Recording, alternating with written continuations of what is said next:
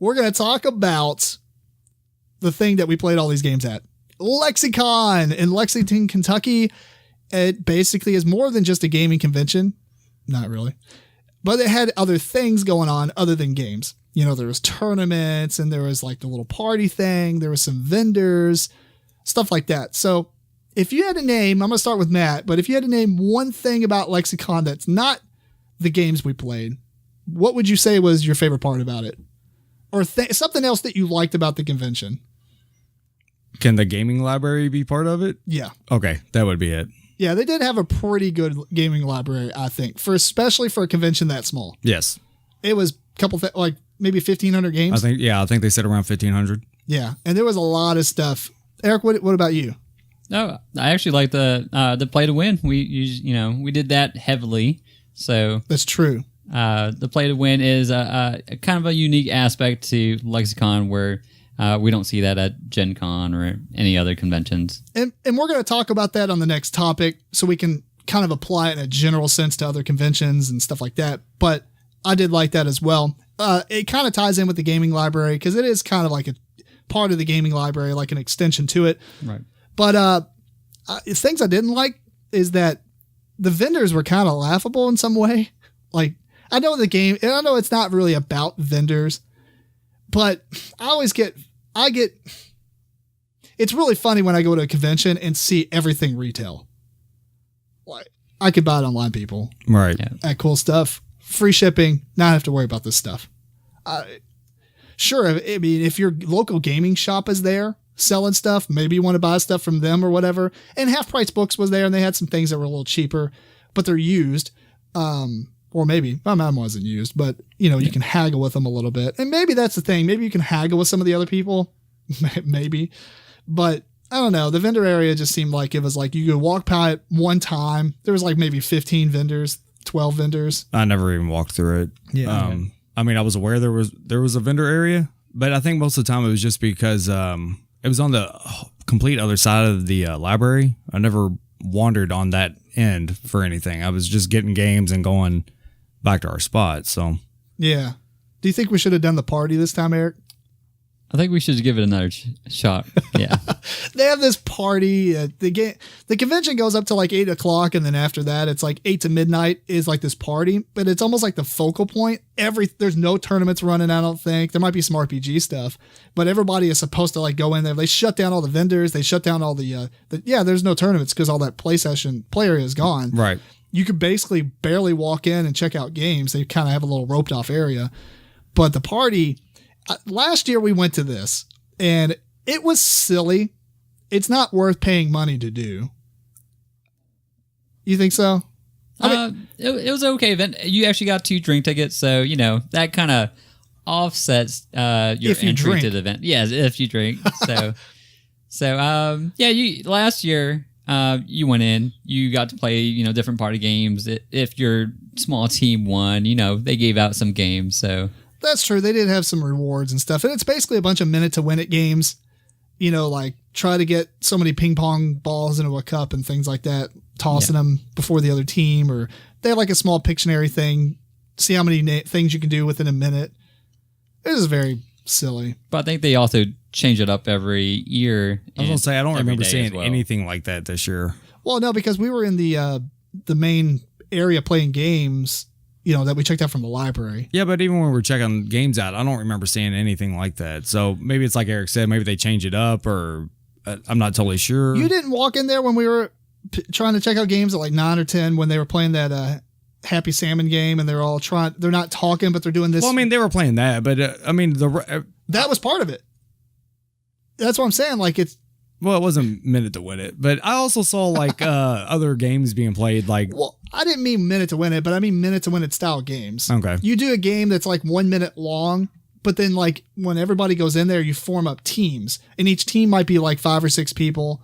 And then you go around doing all these like simple little party games that are like a minute game. Gotcha. That's why I said minute to win it, because Okay. the minute to win it had very similar things. Right. But you do all these simple little tasks and stuff like that and try to, score points, and whoever's team scored the most points gets to pick a prize, things like that. Right. Okay. And then Happy Salmon was probably one of them. Either that or they were just trying it out. but it could totally be one of them. Sure. Happy Salmon, though, we should have talked about that in the games, but that was awesome.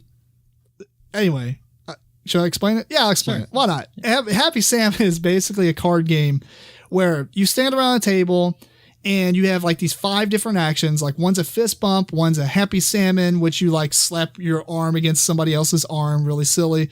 There was a switcheroo where you try to switch you switch spots with another player. There was a high five. Am I missing one? I don't know. I think you got them all. Well, anyway, you have like 3 copies of each one in a small deck of cards that were actually really thick and glossy, so you didn't sweat through them. And you shuffle them up, and then everybody starts, and you go. And everybody flips over a card, and if it's a high five, you're like pit style, right? So you're like, high five, who's got a high five? And then somebody else is like, I've got a high five, and you high five them, and then you both get to throw the card down on the table. And the whole point is you have to do all your actions. Whoever runs out first wins the game. It is not a game I wanted to play. This dude came over and was friends with Jason or whatever, and he was like, hey, we want to play this, but it takes 90 seconds, I promise. I'm buying this. It was quite fun. Yeah. I got one question about it, though. Yeah. Okay, so is it a team game? No. What would keep someone from seeing that you got 1 card left and just ignoring you?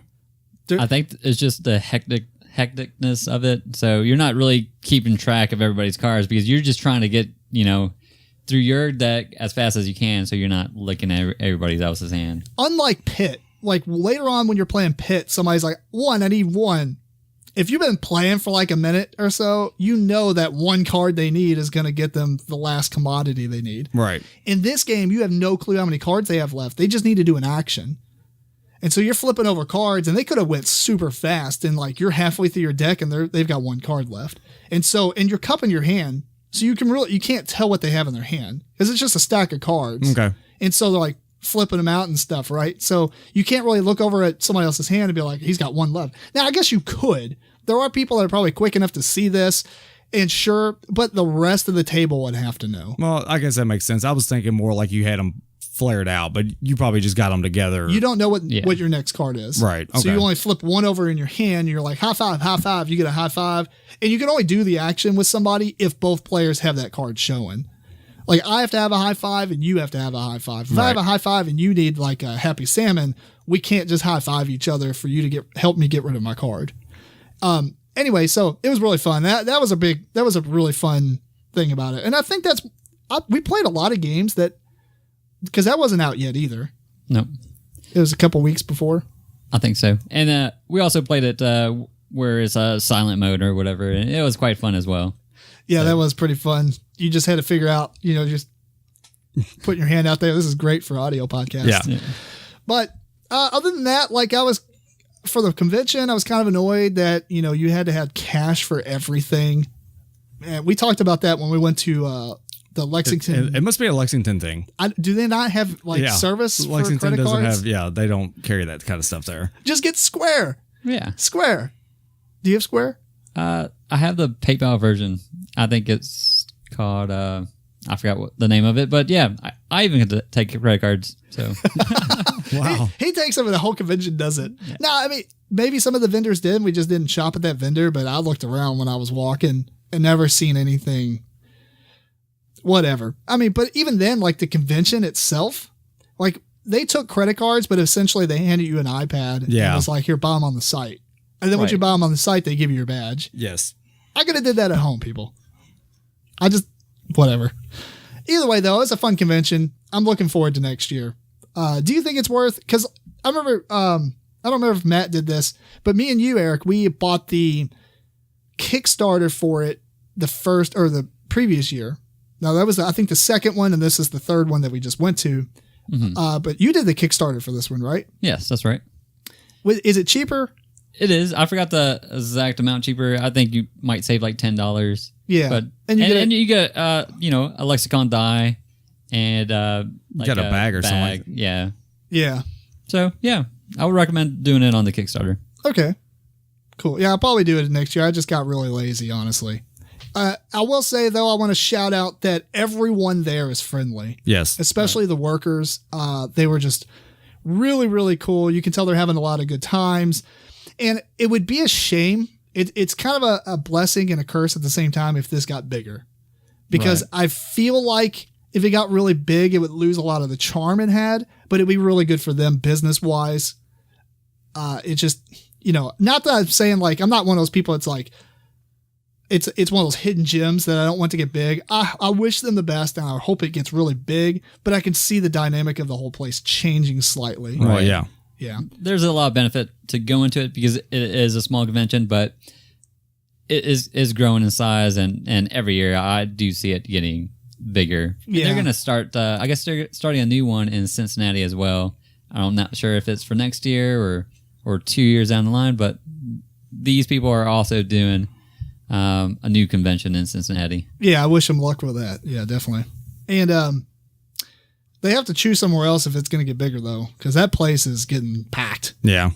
They did it better this year. They had a little bit more utilized their space. spaces a little bit better this year, but yeah, they don't have a lot of room to grow in their current location. I think we should do some of the tournaments next year because I'm really sad I missed out on tumbling dice. Tumbling dice. Yeah, I got there too late. Diplomacy. No. I don't even know if I want to play that normally. It was just funny. They were coming around trying to get people to, and like everyone's looking around at each other like, We're not playing that. Yeah. That's like 7 hours of our life and we're going to hate each other when we're done. yeah. So That's not fun. that was funny watching them try and get people to play that.